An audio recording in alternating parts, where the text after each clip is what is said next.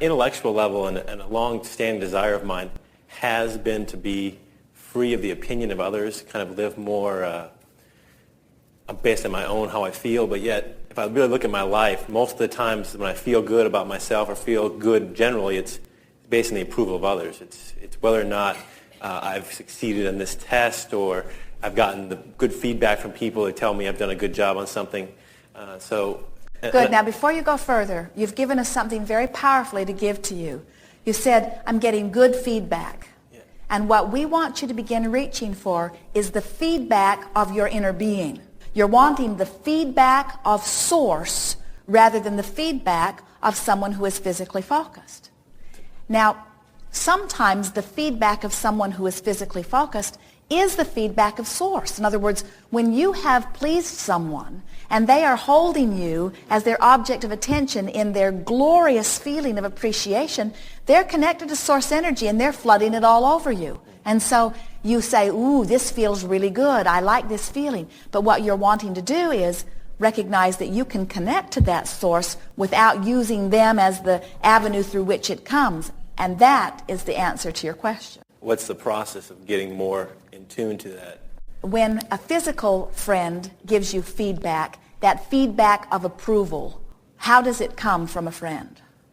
Usually it's after I've done some physical action, they've witnessed it, and they've been like, well, that was really good. So they give it to you in words? Yeah. How might feedback come from source, from inner being, from God, from whatever you want to call the non-physical resources? How's that feedback going to come? I would assume in form of a feeling. If you are sitting before Esther, as she is allowing her connection to all of that, it can come in words. Right. Well done. You see. But if you do not have a translator, then you've got to be it. Sometimes you'll hear your name. Sometimes a bird will land and gaze at you just at the right moment. Sometimes someone that you don't even know will lock eyes with you. In other words, the feedback is coming, but it's coming in different ways than you are accustomed to hearing. And you have to acclimate yourself to that feedback. And that's what your emotions are about.